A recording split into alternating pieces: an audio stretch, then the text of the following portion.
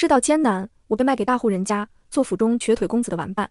小公子生得眉清目秀，身体却很不好，右腿残疾，常常咳嗽，虚弱的甚至很难坐起来。府里的人都说他是活不长的。我担忧自己会被赶走，悄悄溜进了公子的房间，趴在他床边，你可不可以不要死呀？你死了，我就又没有家了。他一愣，温柔地笑起来，摸了摸我的脑袋。好，我活活看。我被送进州府时只有10岁，大伯拉着我的手，卖力地向州府的人吹嘘我的命格。他说我是天生福星，尤其适合冲喜，也因为这个缘故，价钱要昂贵许多。衣着朴素的妇人冷着眼看我，一言不发。面对这样显而易见的谎言，不知为什么，他轻易地给了钱。他将1块碎银放在大伯手中，将我买下来，随后客气地请他离开。我不哭不闹，眼睁睁地看着大伯卖掉了我。大伯走后，妇人走近我，我弯起眼朝他笑。他皱了皱眉，显得严肃而不近人情。你唤作什么？回夫人，我叫芦花。我笑盈盈地说，娘亲说生我的时候芦花如雪，漫天飞舞，所以我叫芦花。他冷冰冰地打断我，这里没人关心你的名字是怎么来的。还有，我不是这里的夫人，只是少爷的乳母。你可以唤我杏姑。我乖巧地点头，完全不受影响地冲他灿烂一笑。好的，杏姑。这时，我的肚子不合时宜地发出一阵咕噜声。杏姑的唇角微僵，停顿半晌，冷漠地转过身，给我拿块糕点。我看了看他，确定是给我的，小心地接过，塞进口中。栗子蓉的糕点，细腻鲜甜，咬下去齿颊生香。我从未吃过这样好吃的东西。杏姑面带嫌弃地看着我吃完，语气淡淡：吃完了吗？吃完了，我带你去见少爷。少爷叫周直旭，是这间府邸的主人。杏姑说，少爷比我大2岁，天资聪慧，饱读诗书，温文尔雅，容貌俊美，哪哪都好，除了身体。少爷的双亲是闻名遐迩的伉俪，琴瑟和鸣，间谍情深，却在一次携家外出时被流寇袭击。为了保护妻儿，少爷的爹死在流寇刀下，娘亲不甘受辱，拼死相搏，也丢了性命。唯有少爷奄奄一息地被赶到的官兵救下。少爷捡回了半条命，从此却变得喜怒无常，身体羸弱。他的右腿在那次意外中断裂，因为拖的时间太长，已然药石无医。杏姑为他找了许多大夫，全都无济于事。自那以后，少爷每日几乎只躺在榻上，看着昏暗的帷帐。周家人买我，大概也是没有办法的办法。杏姑让人给我清洗了身体，换了干净柔软的衣服，然后领着我走过一段弯弯曲曲的长廊。他在尽头的房间前停下，刚要伸手扣响房门，忽地又转过头，向我殷殷嘱托：你要记住，少爷忌讳别人提他的腿和他的病，你要陪着少爷，哄他开心，不要说不该说的话。我点头如捣蒜。杏姑这才敲敲门，带我走了进去。房间雕栏画栋，燃着檀香，却静悄悄的，仿佛空无一人。我好奇地左顾右盼，看见了许多摆放整齐的书籍，以及图样精美的布匹锦缎。杏姑小心翼翼地开口：少爷，先前跟您说过的事，我把人带来了。没有回应。我抬头看了看杏姑，她似乎早有预料，垂眉叹了口气，再次出声：您不为您自己想，也为死去的老爷夫人。连帐内传来瓷器被打碎的声音，一同响起的还有剧烈的咳嗽声。杏姑顾不得太多，慌忙冲进内室，赶去榻边。少爷。我跟在他身后，踏入帘内。内室略显凌乱，桌椅翻倒，杯盘狼藉，地毯上有深深浅浅的黑印，似乎是打翻的汤药。我无所事，从地停下脚步，有些茫然。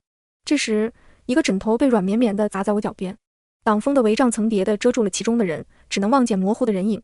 出去，都出去！帷帐内的人咳嗽着道：我说过了，我不需要。少爷，你听不懂吗？杏姑，我不需要任何人陪着，更不需要什么冲洗。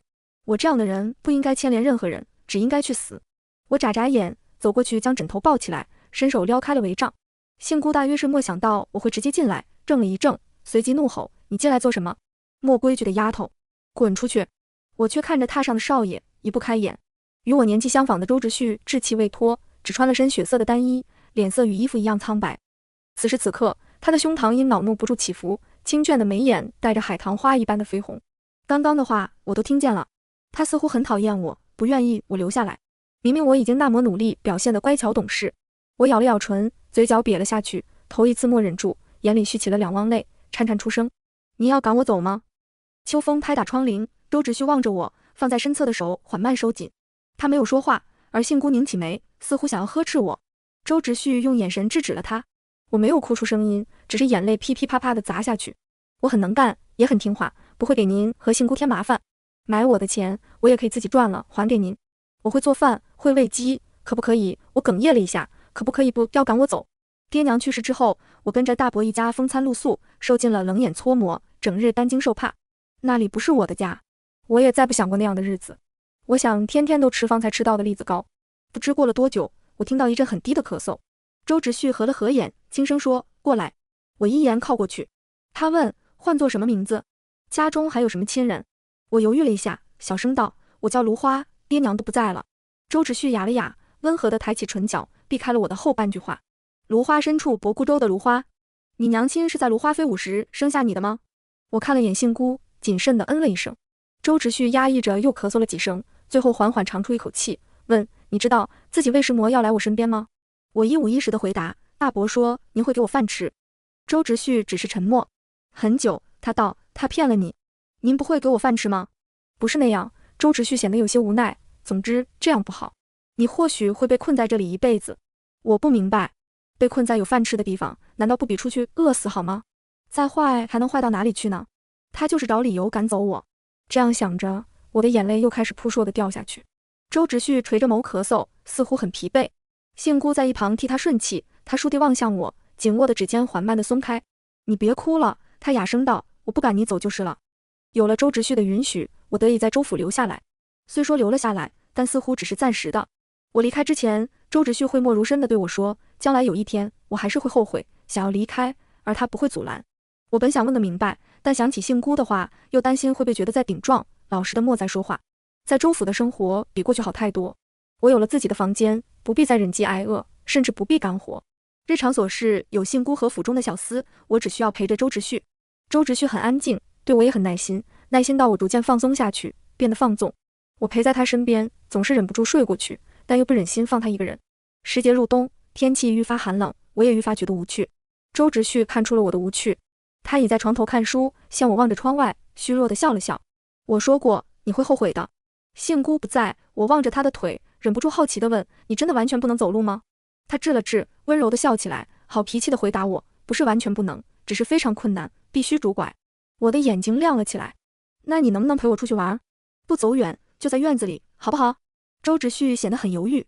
我拖住他消瘦的手，卖关央求：“旭哥哥，就一小会儿。”周直旭指尖一颤，触电一般想要抽回被我握住的手，无奈我抓得死紧，他挣脱不开。不多时，他的耳根红了起来。知道了，你先放开我。周直旭居住的院落位于周府的边缘，十分清静，院边栽种着不少高大的乔木。初冬时节，四处似乎都笼罩着一层薄薄的寒气，午后的阳光似乎也有些恹恹。周直旭拄着拐杖，一步一停地跟着我出了房门，被天光晃得闭了闭眼。太久不走路，他走得很慢，很勉强，而我三步并作两步跑进庭院，扒着树干，几下就替爬了上去。周直旭慌得咳嗽：“芦花，你在做什么？太危险了，快下来！”我灵活地爬到树顶，兴高采烈地向着下边招手。上面很漂亮，少爷，我大声道，特别漂亮。你也快上来。周直旭神色一僵，我丝毫没意识到自己说错话，沉醉于眼前的景色，忘记了周直旭的状况。与周府的院落深深不同，从树上能望见很远的远方，不论是我所陌生的繁华的王城，还是如烟如黛的远山，都能尽收眼底。周直旭的声音很镇静地响起来：“芦花，我上不来。”我这才意识到自己说了什么，迅速从树上滑了下去。枝条擦过我的身体与脸颊，留下泥泞的痕迹。我着急地抓住周直旭的手臂：“对不起，少爷。”周直旭笑着摇了摇头：“没关系。”他道：“我看着你开心，也会觉得开心。”我望着他，觉得有些愧疚，左右张望一阵，我忽然有了主意：“或者我拉你去岩上呢？”岩上？我用力点头：“对，就院墙边的岩上。我搬石头把那边垫高，把你扶到假山上，然后我爬到岩上，再把你拉上去。”周直旭迟疑地道：“这行得通吗？试试看嘛。”周直旭动摇，随后默许。我说干就干，物色了几个石墩子，连拖带拽地搬到墙根。庭院的假山挨着院墙，形成了阶梯。我依照计划扶着周直旭爬了上去。杏姑却在这时走进了院落，她看见假山上的少爷，吓得尖声惊叫：“天可怜见！你们到底在干什么？”没多久，周直旭就被仆役们七手八脚地搬了下来。我被杏姑拉到一旁，勒令跪下，简直是无药可救。他气得发抖：“世上怎么会有你这样坏的孩子？”我不知所措地跪在地上，试图解释：“我只是想让少爷看看外面。”够了！他打断我：“你不必再待在这了，明日一早你就离开周府。”周直旭踉跄地追过来：“不关他的事，是我自己要上去的。”杏姑震惊地脱口而出：“少爷，是我自己想这样做的。杏姑，他坚持道，你不能赶走他。周直旭挡在我身前，温和却用力地与杏姑对峙，像一头孱弱的被刺激到弓起背的野兽，蓄势待发。他的呼吸一遍遍落下，急促而沉重，喉间似乎被什么东西哽住了。我挣脱着伸出手，扯住了他的衣摆。周直旭回过了头，他垂着眸，微笑着，用口型安抚我：“没事，别怕。”杏姑凝望着周直旭，很长一段时间后，他恢复了一贯的古板冷淡。即便如此，他没有看护好您，还是必须受罚。杏姑，少爷，杏姑严厉地打断他，过度的袒护只会带来祸患。老爷与夫人不在，奴婢身为您的乳母，有管教这个家的责任，还望少爷明白奴婢的良苦用心。一旁的仆役和丫鬟们跪了一地，眼神却似有若无地瞟向我的方向。周直旭噤了声，他转过身背对着我，手却握紧了我攥住他衣摆的手。要怎么罚？杏姑罚我跪一碗祠堂。我知道，就我闯的祸来说，这算是罚得很轻。周直旭原本还想再为我争辩，我却已经先一步磕头认了罚。就一碗，少爷，我安慰他，很快就过去了。可是这天这么冷。没事，我抗冻，我笑着道，我身体好着呢。周直旭眸光暗了暗，莫再说话。当晚，杏姑亲自领着我到了府中的祠堂，肃声道：“跪下。”堂中一片漆黑，地面冰冷得如同镜面。我依言下跪，规规矩矩地跪在了一众牌位跟前。浓烈的寒意从膝盖刺入骨髓，我瑟缩着绷紧了身体。杏姑的话冷得与地面不相上下。明日天亮，我会来开门。在此之前，你就在此静静思过吧。说完这话，他转身离开，关上了门。随后，我听见落锁的声音。为了防止我逃跑，他要将我锁在这里一晚上。室内没有灯烛，伸手不见五指，只能听见外头的风扑打门窗的响声。我觉得很冷，时间似乎过得极慢，我的身体极度困顿，刺骨的寒冷却又让我无法睡着，只能强打精神。跪得久了，我渐渐出现幻觉，总疑心黑暗中要窜出异兽，将我吞吃殆尽。耳边有不知道哪里来的水声，一滴一滴，仿佛砸在后颈。这时，我忽地听见身后被锁住的门被推了一下，我一惊，慌张地问：“谁？谁在那里？”门那边传来的声音却十分熟悉。“是我，小芦花。”周直旭担忧地问：“你还好吗？”顾不得什么惩罚，什么尊卑，我连滚带爬地扑到了门边。“周直旭，你怎么能来这儿？”“我为什么不能来？这个时间你怎么会在这儿？”“阿福呢？他怎么没有守着你？你是怎么过来的？”周直旭低低地笑：“芦花，你的问题好像有点多。总之，你赶紧回去，这里太冷了，你的身体受不了的。我有些懊丧，你为什么要来？”“我怕你害怕。”我怔了怔，有点懵。“什么？”“我担心你会害怕。”周直旭耐心地重复了一遍。“祠堂太黑了，不是吗？”我不由语塞，明明我什么都没有说，他却好像什么都知道。我搜肠刮肚地试图反驳他，想劝说他离开，脑子却在这时没出息的一片空白。寒风穿过门缝，似乎野果斜进月光的气息。长久的安谧中，门外响起一阵很轻的咳嗽。为了不让我担心，周直旭一直刻意压抑着自己。过了一会儿，我听见他顺着门边缓慢地坐了下去。隔着一扇木门，他的声音依旧很温柔：“好了，没事了，我陪着你。”“旭哥哥，我不想。”他固执地说：“我陪你到天亮。”不知是不是周直旭在的缘故，我竟渐渐靠着门边睡了过去。没过多久，我被杏姑的惊呼惊醒，想来是仆役们发现周直旭不见，四处找寻，终于找到了这里。门被打开，杏姑面色铁青地立在门前。远方的天一片昏沉，尚未破晓。周直旭似乎已经昏睡过去，被阿福等一众仆役抱着护着，匆忙离开。我跪在地上，还有些没反应过来。许久，杏姑深吸了一口气。出乎我的意料，她并没有再声色俱厉地责骂我，她只是眼神复杂地垂眼望着我。“还愣着做什么？赶紧跟上！现在少爷身边离不得你。”我爬起来，顾不上双腿的酸痛，跌跌撞撞地跟着他跑了出去。等跟着杏姑回到卧房，我才知道周直旭已经发起了烧。他身体本来就不好，天又这样冷，他自然是经不起这样吹的。没有人知道他是如何在深夜独自一寸一寸地挪到了祠堂门前。杏姑在榻旁坐下，握住周直旭的手，眼中的焦急快要满溢出来。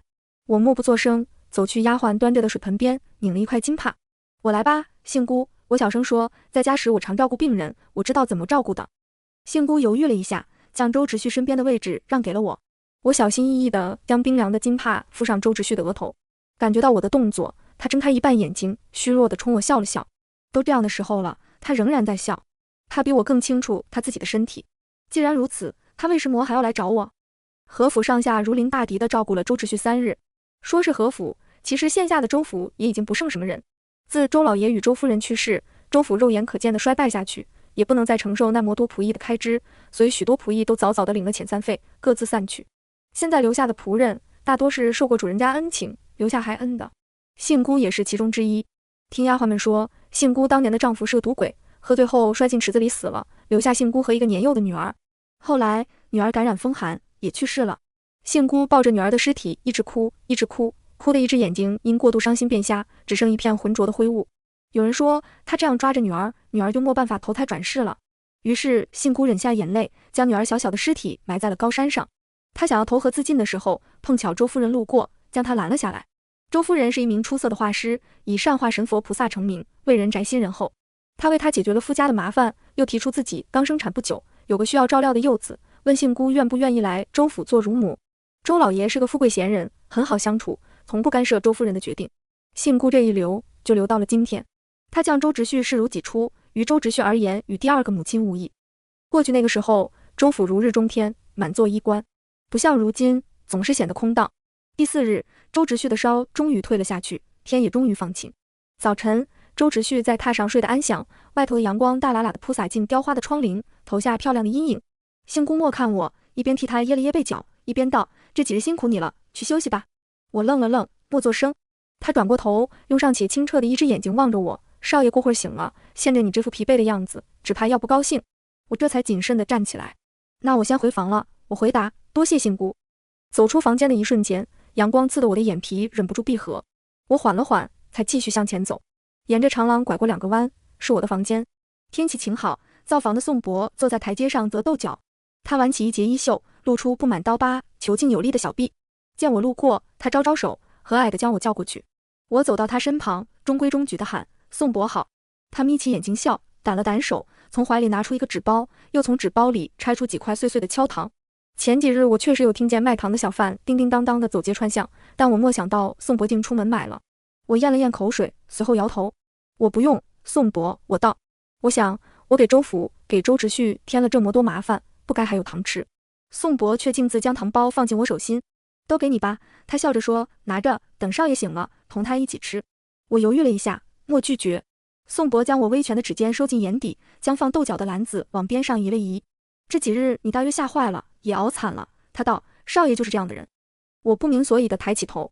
宋伯道：“他晓得自己这样会生病，他就是故意的。”他悠悠地叹了口气：“他是要让其他人，尤其是杏姑知道你对他来说有多重要，要他别再罚你。”我有点困惑：“可少爷为什么要这么做呢？”我问：“我不觉得自己有做什么特别的事。”宋伯淡淡地撇开目光，莫说话。他不言语，我也不好追问。阳光暖暖地晒在身上，我索性拖了张小板凳，坐下来陪宋伯一起择豆角。择了一会儿，宋伯忽地道：“其实少爷过去是最活泼好动的。”我剥豆角的动作一停，竖起耳朵听着宋伯继续说：“前几日你爬的那棵树，他5岁时就爬过了。他小时候灵活得像只狸奴，总把大家伙都吓得不轻。明明老爷夫人都是那魔书卷气的人，他偏是个闲不住的性子，说自己日后要弯弓射箭，策马扬鞭。为此有阵子总缠着我软磨硬泡，要我教他几招。”他轻吁了一口气，他曾经也是很有天分的。宋伯的话如溪流般真切和缓，我却很难将他话中的少爷与我认识的周直绪联系在一起。我认识的周直绪安静、温柔、坚韧，手中总是捧着书卷，身上仿佛承载着一整个冬天。原来他也曾经幼稚、鲜亮、自由，如草原的风滚草般生机勃勃，无拘无束。这样的他，在看见我爬上那株他曾爬过的高木时，心里在想些什么？我正愣着，忽然有些不忍再想下去。你来之前，府中还来过几个小姑娘。宋伯慢慢地说下去。少爷早会知道那些姑娘是来做什么的之后，每次都大发脾气，想方设法地赶人走。小姑娘吓得不敢接近，少爷态度又强硬，到最后总是杏姑拿一点钱，将人送去别的好人家。我掐着豆角尖，指头压得发白，忽然想起周直绪也只有12岁，哪有12岁的孩子会不渴望玩伴？不过是觉得自己会拖累，会被嫌弃，不敢渴望罢了。你不需要做什么特别的事。宋伯温和地笑，你陪着他就足够了。我拿着宋伯给的糖，回房好好睡了一觉。许是太过疲惫，我这一觉睡得很长。再醒来时，日薄西山，天边有绚丽的云霞，外面一片死寂，心中蓦地升起离奇的不安定感。我慌慌张张地掬了盆水洗漱，赶回周直绪的卧房。周直绪已经醒了，阿福歪在房门口打盹，房间里空空荡荡。周直绪靠着床头的软枕，就着灯烛，同往常一样看书。昏黄的光晕落在他苍白的眉眼上，像一盏随时会破碎的月亮。我的眼眶莫来由的一热，我忽然隐约开始担忧，将来的某一天、某一刻，这个身影会不复存在，消弭无踪。光是想一想，我就感到心胸一阵憋闷的疼痛。周芷旭注意到了呆立门外的我，他弯着眼笑起来，唤如花。我慢慢的腾挪过去，在他床边俯下身。少爷醒了，怎么没找我？他松松的笑，我知道你醒了就会来找我。我伸手探了探他的额头，还难受吗？他摇摇头。我又道，下次别再这样了。他知道我指的是他深夜擅自跑出来找我这件事。周芷旭笑而不语，一双眼瞳一眨不眨地望着我，并莫直接应允。少请。他半是调侃半是感慨地说，你现在都能管起我来了。我瞬间紧张起来，绷直了几倍。对不起，我是不是太任性了？周芷旭长睫颤颤，伸手替我理了理刘海。不，这样很好。又过了1个月，时序变化，进入隆冬。冬天对病人来说是最难熬的季节，病情极易反复。周芷旭的状况再一次坏了下去。临近年关，他开始足不出户。他的卧房挂上了厚厚的棉帘，室内炭火常燃，暖光涌动。我则坐在他的榻边陪伴他。大多时候，周芷旭总是在昏睡，睡梦中喊着爹娘。我守在一旁百无聊赖，开始学着认字看书，倒也连蒙带猜的将一本书啃了个七七八八。偶尔周芷旭精神好，会耐心认真的一句句解释给我听。每当这种时候，他的眼睛就会闪闪发光，很漂亮，然后我就看不进书了。不过这种时光总是很短暂，用不了多久，周芷旭就会疲惫下去，对我说，如花，我想睡一会儿了。我就会扶他躺下，听着他均匀的呼吸，继续安静又费劲的看书。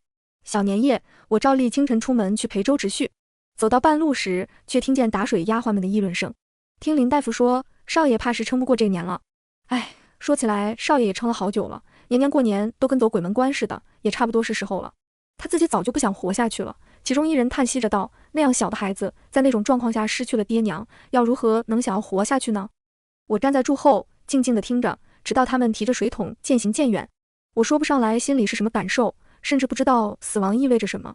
我只是忽然想起病重的母亲临死前的模样，她用冰冷粗糙的手抚过我的脸颊，要我往后好好跟着爹。爹将我交给沈娘，沈娘又将我交给大伯。我像一条农村里随处可见的狗，甚至不需要用绳索牵制，就能被随意的从这一家交到下一家。周芷旭为什么觉得自己很坏呢？对我来说，他分明是最好的人了。当晚，杏姑将我叫了过去，他语气没有什么起伏地告诉我，我是时候和少爷成亲了。他说这叫冲喜，意思是用喜事带走祸患，好让重病的人能活下去。我其实不太明白这意味着什么，我想大概就是像我爹娘那样，同睡一榻，相互扶持着度过一生。那和我现在这样陪着少爷，似乎没什么很大的不同。我问，我和少爷成亲，少爷的病就会好起来么？杏姑忽然避开了我的目光，她沉默了一会儿，回答我，会的。于是我说，我愿意。杏姑将成亲相关的事宜告知周芷旭时，周芷旭却气得发抖，但他已经没有力气扔东西了。他伏在榻上，瘦骨嶙峋的手攥紧了坚硬的床缘，留下无力的划痕。不可以，他低喘着，坚决地说，只有这件事，绝对不可以。杏姑露出畏难的神色，我连忙道，是我自己愿意的。周芷旭的声音猛地拔高，打断了我。你不愿意，他嘶声道，你不能愿意，不该愿意。我从未见过他这样凶狠的模样，不同于上次我闯祸时仍然收敛的锋利，此时的周芷旭像一张枯朽的、拉满了的弓，随时会攻击，也随时会崩裂。他的眼风重重地扫向杏姑，他不明白，难道你也不明白吗？如花才几岁，他还这么小，还有那么多时间，将来还有多少可能？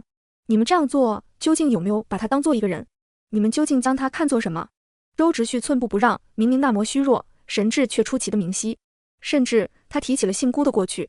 杏姑，你也有过女儿，她双目灼灼，无比清明，难道你会希望你女儿在不懂事的年纪嫁给一个快死的、没用的、瘸腿的废物？杏姑红了眼，她哽着喉咙颤声道，少爷何苦要这样说自己？周芷旭却像是很疲惫地闭上了眼。我不需要任何人为我做任何事，我的病也不会因为这种荒诞的习俗好起来。如若我爹娘还在，他们也绝不会容许我这样做。他轻轻地道，爹娘是因我而死的，为何现下您还要逼我葬送无辜之人的命途？如果您真的为我好，就请您从今日起放我自生自灭吧。我站在一旁，望见杏姑偏过头，在阴影中落下了一滴泪。为了避免继续刺激周芷旭，成亲仪式到最后还是不了了之。那日之后，周芷旭的病每况愈下，固本培元的药吃多少都会吐出来，每日的餐食也用得极少。周芷旭总说他不饿，所有人都看得出来，他仿佛一块挂在朽木上的薄纱，随时会被风带走，带离这个人世。杏姑千里迢迢地请来了百里馆的大夫。大夫说，身体上的虚弱与疾病只是一方面，最棘手的还是周直旭心性顽固，积郁成疾。他根本不想活。如果无法让他自己生出活下去的欲望，再多的药，再好的医术都是白搭。除夕夜，大夫在周直旭的卧房进进出出了好几回，丫鬟们捧出了一盆血水。阿福将我挡在门外，说怕我过了病气，但我还是从间隙里模糊地窥见了周直旭。他死气沉沉地躺在榻上，像一捧随时会被风吹熄的余烬，檐上积了厚厚的雪。新岁将至，王城其他人家无一不张灯结彩，喜庆非常，周府上下却一片萧条惨淡。房外的丫鬟和小厮低声商议着往后的去处，我寻了个空隙，轻手轻脚地溜了进去。越过层层木帘，我终于得以回到周直旭的身边。他如出现时那样苍白地躺在那里，双唇半点血色也无。我坐在脚踏上，双手挽过他的手，按在自己的额间。周直旭醒了过来，唤我芦花。我问周直旭，你是不是要死了？周直旭依旧是笑，不置可否。他说，或许吧。我收紧手指，小声道，我不想。我说，我不想你死。周直旭压抑着咳嗽了一会儿，将手从我的双手中抽出去，揉了揉我的头。别担心，他轻轻地说，我同杏姑说好了，我死以后，他会带你去一户新的好人家。我不想去。芦花，我想和你一起看灯。这时候提出这件事显得很唐突。周直旭愣了一下，问，什么灯？上元佳节的灯，听说今年特意请了南家的龙，会喷火，阵仗很大。我兴致勃勃地回答起来，这次不用爬墙了，我跟你说，我在假山草丛后面找到了一个秘密的小洞，刚好够我们爬过去。真的，这次不会有问题了，我全都计划好了。周直旭眯着眼笑，你要我陪你爬狗洞呀？对呀，我理所当然地道，怕什么？大丈夫能屈能伸。周直旭笑得咳嗽起来。你呀，不行吗？我惴惴地望着他，你不喜欢这样？周直旭顿了读，摇摇头，我喜欢的。那就说定了。我高兴起来，再一次握住他的手，我们以后一起看灯。周直旭苍白清秀的脸庞在暖黄的烛火中近乎透明。他喃喃地重复，以后啊，少请。他仿佛终于妥协，伸手用指尖碰了碰我的脸颊。知道了，他温柔地说，我活活看。第二日是大年初一，鸡鸣第一声时，我走出了房门。檐上的雪还未化，水珠在檐下冻成冰冷。我拢着手，匆匆忙忙跑到周直旭房前，正踌躇着要不要进去，杏姑就走了出来。她见了我，交给我一个红纸包，这是压岁钱，你拿着这钱，往后平平安安。我不知所措地接过钱，心里有不祥的预感。少爷呢？少爷怎么样了？说着，我就要闯进去，杏姑将我拦了下来。她忽地伸手，将我揽进了怀里。她身上有淡淡的皂角香气，像娘亲一样，我不自觉地放松了下去。少爷没事，她轻声回复，声音却微微发着抖。大夫在里边吐。昨日少爷用了最凶险的法子医治，恐怕这几日会有些难熬。你听话，这几日不要进房。我望了眼厚厚的棉帐，点了点头。我听话的，杏姑，你别难过，少爷会好起来的。檐上的雪似乎开始融化了，有水珠砸在我的头顶，是温热的。我伸出手，学着过去我娘亲安抚我的那样，抚了抚杏姑的后背。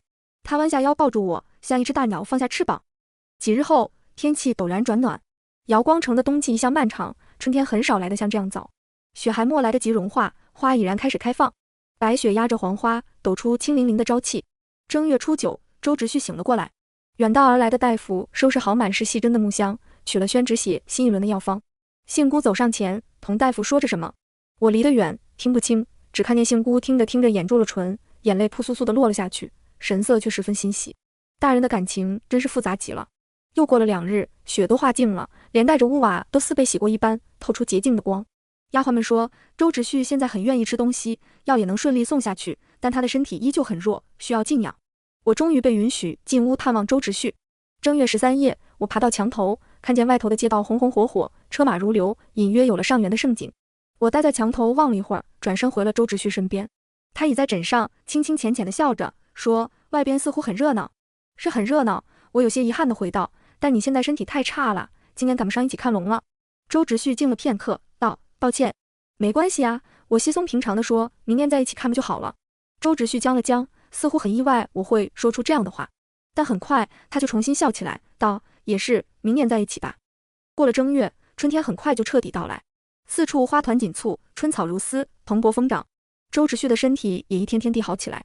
到了2月末，他已经能够由我扶着，在院中坐着晒晒太阳。但春捂秋冻，杏姑不放心，还是会给他身上加厚厚的衣服，将他裹得像个粽子。我穿着轻快到处跑跑跳跳的时候，也会被杏姑拎过去，头顶多按个虎头帽。府中的人又走了一小半，只剩下杏姑、宋伯、阿福以及丫鬟林化、翠哥。庭院的花草少人打理，开始没有规矩的生长，倒也有种错落有致的韵味。宋伯每日换着法儿的给府里做好吃的，我日日吃的肚子滚圆，个子窜得几块。到了夏季，裤腿短了一截儿，头发长长许多，变得柔顺明亮。为图方便，我开始将长发利落的束成一股，马尾般摇晃在脑后。每日清晨，宋伯会带着我与周直旭练八段锦。周直旭腿不好，就练一半。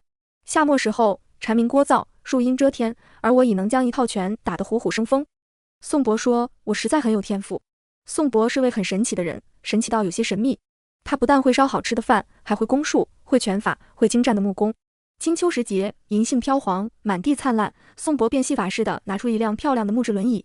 轮椅依着周直旭的尺寸打造，通体实木，铺了油亮的大漆，轮轴顺畅，轻快无比，顶上还贴心的配备了一处伞架，以备雨天放伞遮雨。我开始推着周直旭满院子跑，风里充盈着我们的笑声。杏姑总是无奈地看着我们，假模假样地呵斥两句。转眼又是初冬，立冬那天午后，我在各处都找不见周直旭，问了林化，才知道他去了西院的画室。那是周夫人生前最常待的地方，但自她故去后，那里就很少有人去了。无数精妙绝伦的画作，自那以后也安静地堆放在那里。过去周直旭一直很避讳那个地方，像避讳一处未愈的创伤，今日却不知为何忽然想起要去那里。我到画室时，门敞开着，房中的书案依旧典雅，上面堆叠着大大小小的卷轴，阳光透过轩窗，照亮了几线漂浮的尘埃。不算宽敞的室内，挂满了各式各样的神佛。此时此刻，他们仿佛一齐垂眸注视我。周直旭背对着我，望着正中墙上高悬的一幅画，一幅观音像。我记得周夫人最善画神佛，所绘的观音飞升遐迩，今日一现，果然名不虚传。墙上的观音手直玉净瓶，眉眼低垂，周身仿佛笼着一层月光般的白纱，清澈而慈悲。我背着手走到周直旭身旁，你娘亲画的真美。他叫罗顾秋，是王城最好的画师之一。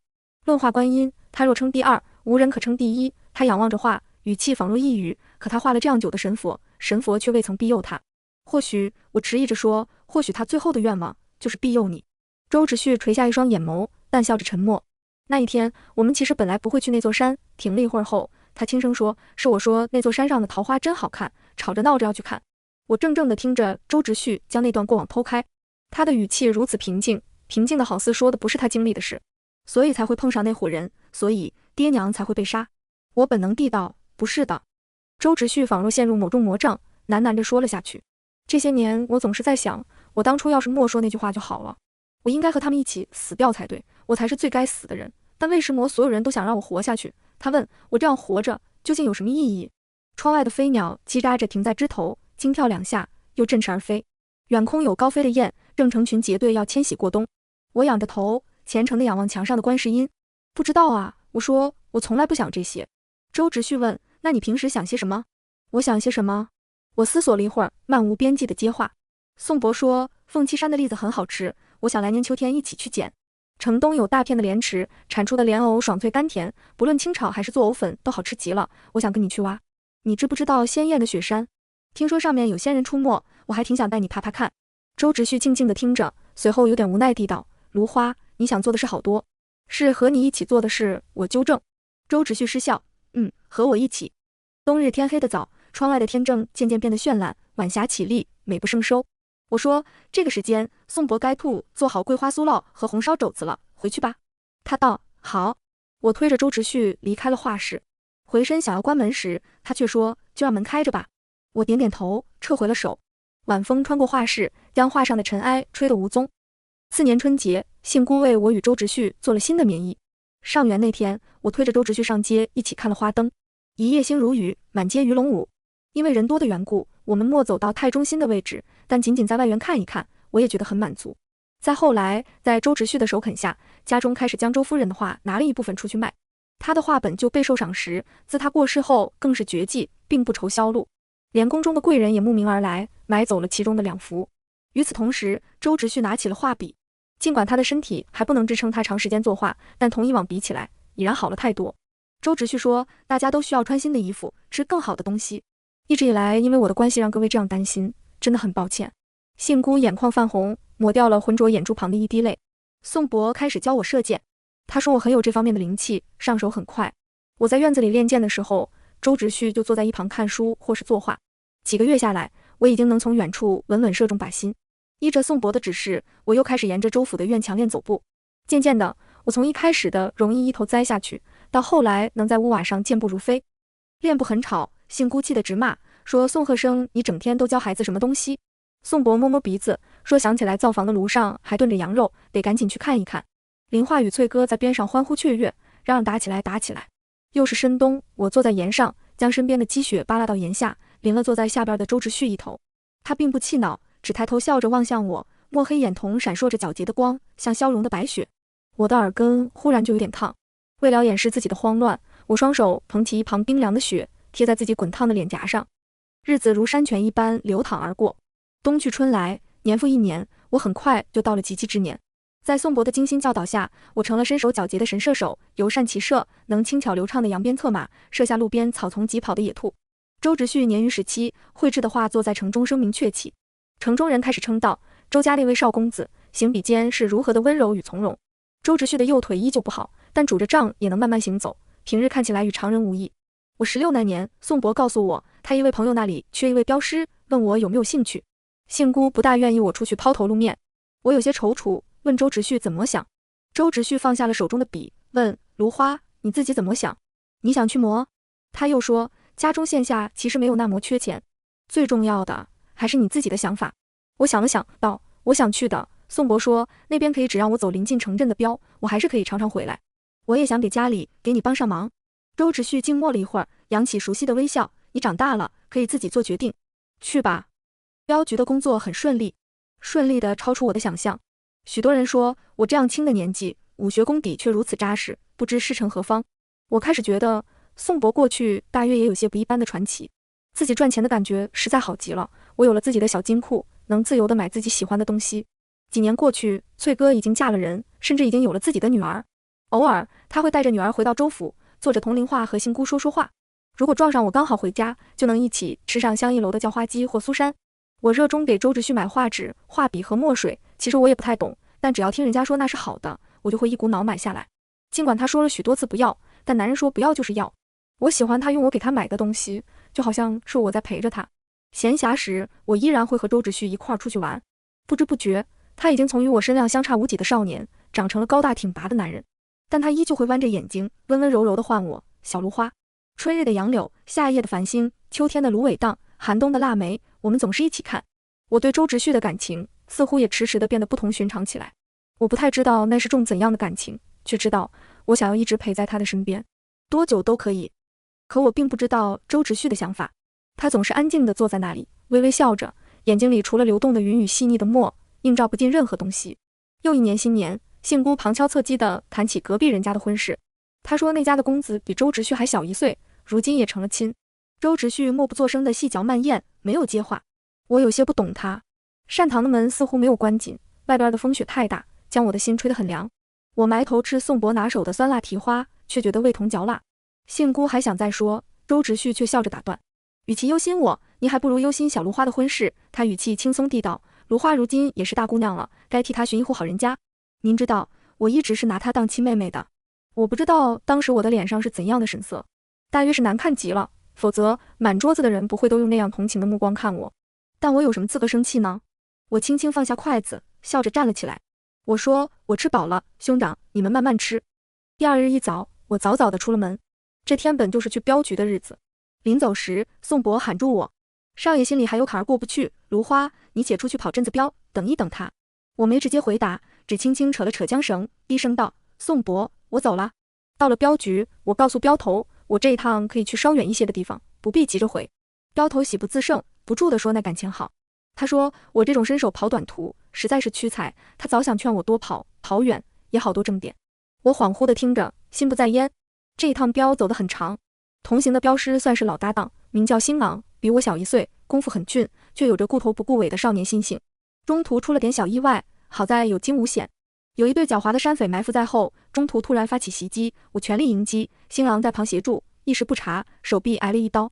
一切尘埃落定，他便带着这条受伤的胳膊同车队一道返回王城，哼起了一路。再回到王城已是3个月后。回到时，新郎的手臂还包着布。回镖局的路上，正好经过州府，另一名镖师便说要我直接回去。在外奔波了这么些时日，你家人定然想念你了。横竖城中出不了什么事，你就放心回吧。我想了想，莫拒绝，谢了他的好意。新郎却急吼吼地跳出来说要跟着我回家。他理直气壮地道：我救了你的命，进你家讨杯水喝不过分吧？少给自己脸上贴金。我笑骂道：自己实力不到家受了伤，还讹起我来了。话是这样说，我还是允了他随我进州府，好歹在一起干活，我倒也没冷血到连水也不给一碗。我带着新郎走进大门，绕过隐蔽，步入庭院。杏姑正坐在院中刺绣，见我回来，她先是张口要喊，随后就在看见我身后的新郎时一愣。芦花，这位是……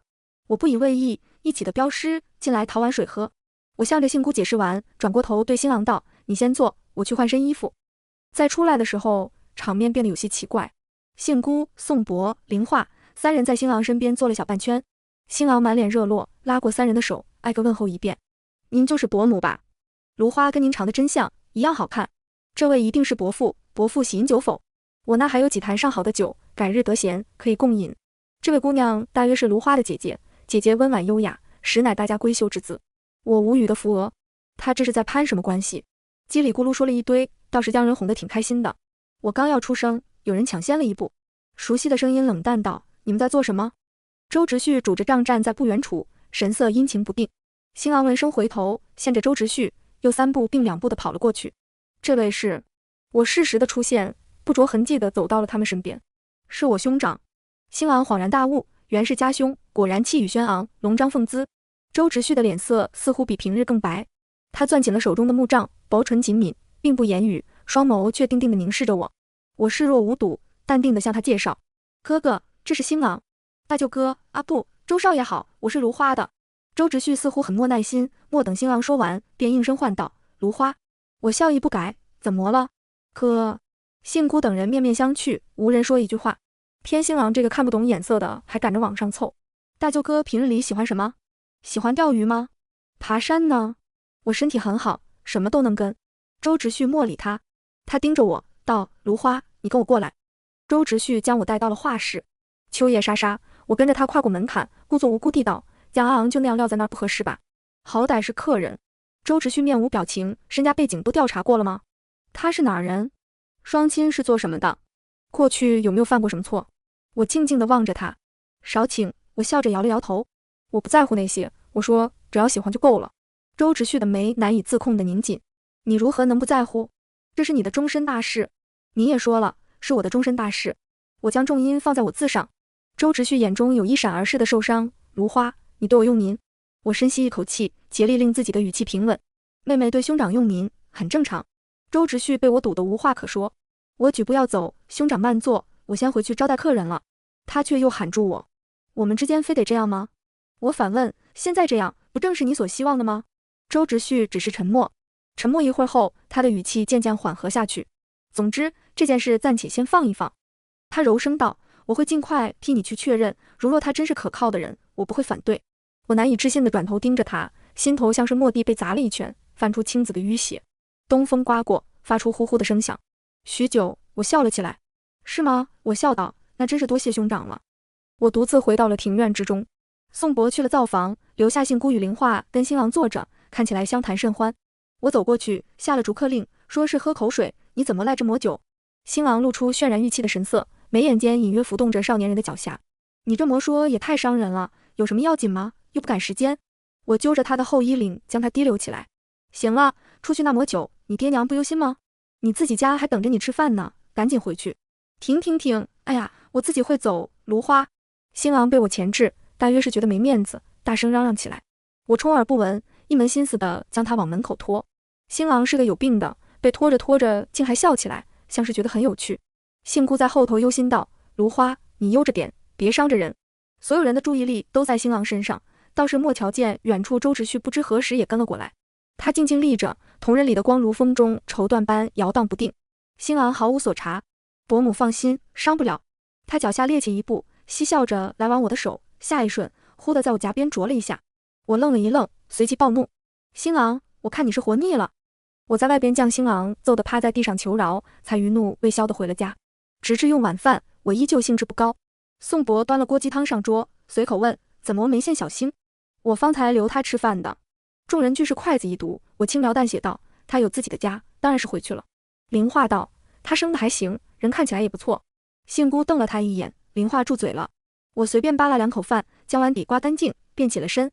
我说：“我吃饱了。”当晚我在院中练剑，四周燃着火灯，羽箭脱弦，渐渐命中靶心。周直旭走到了我身后，他镇静地说：“芦花，你不能和那个人在一起。”我没回头，目光落在剑上，问：“魏石魔？”他行为举止太过轻浮，不是良配。我被气笑了，转过身：“那谁是良配？”周直旭避开我的眼神，鸦语似的悠长节淡淡垂下，道：“总之不能是他。这一次你说人家轻浮，下一次又要嫌别人古板。”我语速极快的反唇相讥：“周直旭，你究竟是想我找到更好的归宿，还是根本存了自己的私心？如若有私心，又为石魔不直说？你究竟在怕什么？”他哑了哑，笑容里浮起一抹苦涩：“你不明白。”我是不明白，你不说，我永远都不会明白。我扬声道：“过去你说杏姑自以为是的为你好，可你现在何尝不是自以为是的为我好？你有没有在意过我怎么想？你有没有想过，我想要的或许从来都没有变过？”周直旭没有说话，我将弓按在桌上，红着眼直视他。兄长，周直旭，你说这话你自己信吗？那日以后，我与周直旭陷入冷战。镖头让我在家休息一阵，我便一直在府中待着，几日都没出门。没过几日，杏姑告诉我周直旭病了。我擦弓的手停了停。周直旭的身体一直是好时坏，近些年虽然好了不少，但还是体弱。他又是一贯忧思深重的性子，这几日天气寒凉，寒气趁虚入体，便染了风寒。我推门入内的时候，周直旭正睡着。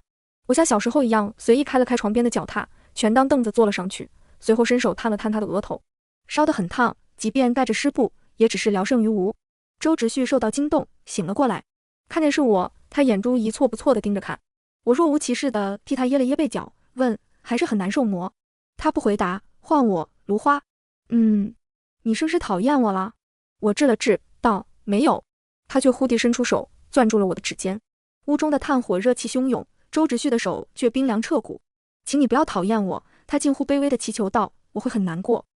我哽咽了一下，生生将玉气压了下去。魏石魔，我问，魏石魔不希望我讨厌你？周直旭望着我，漆黑的瞳仁闪闪烁烁。我自嘲地笑了笑，反正你也不喜欢我，你根本不喜欢我，从来不会像我想念你一样想念我，将我留在身边这么多年，也不过是因为何府上下都是和善的好人。我长长地呼了一口气，我知道，一直以来是我高攀了你。周直旭抓着我的手蓦然收紧。不是的，芦花，他颤声道，我从来没这样想。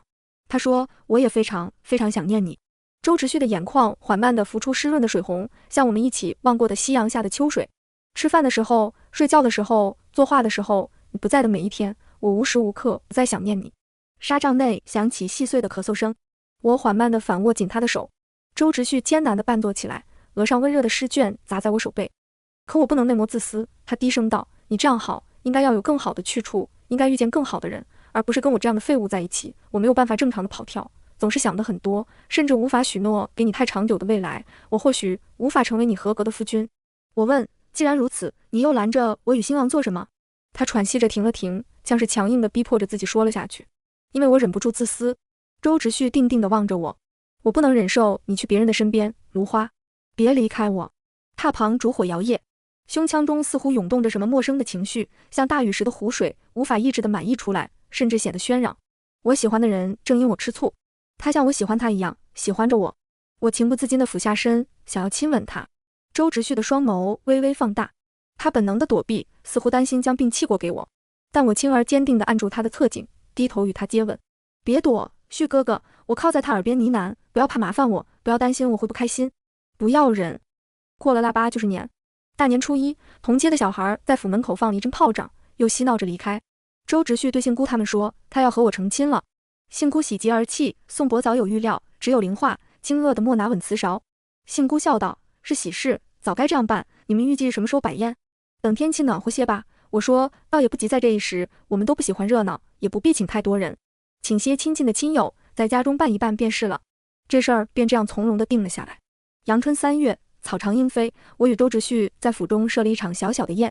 我们本就住在一处，便省了许多虚礼，只当吃顿家常便饭。府中的旧人、镖局的同僚、画作的买家，欢欢喜喜地做了几桌。至于厨子，我们原是想去请香一楼的，宋博却说什么都不让，非说他要大显身手。于是宴席当天，宋博独挑大梁，锅铲抡得快要冒烟。宴席中途，我与周直旭穿着喜服，拿着酒一桌一桌的敬过去。他不善饮酒，我的酒量却不错，是以我不顾他的阻拦，担下了大部分。新郎还是小孩子脾气，坐在位置上一杯接一杯的喝闷酒，见我过去，扭扭捏捏地站起来，又将杯中的酒一饮而尽。走去下一桌的路上，周直旭靠过来问：“你和他说清楚了么？”我无奈地瞥了他一眼，觉得他问了个傻问题。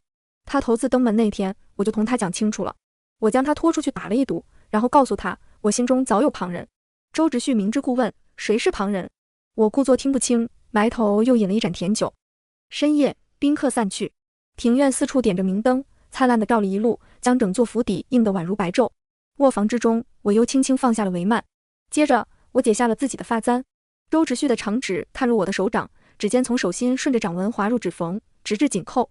我垂着眼反握住他，我来，我轻声道，我可以自己来。背翻红了，周直旭眼睫颤动，耳侧到脖颈弥漫着连绵的粉雾，仿若燃烧，像一捧正在融化的雪。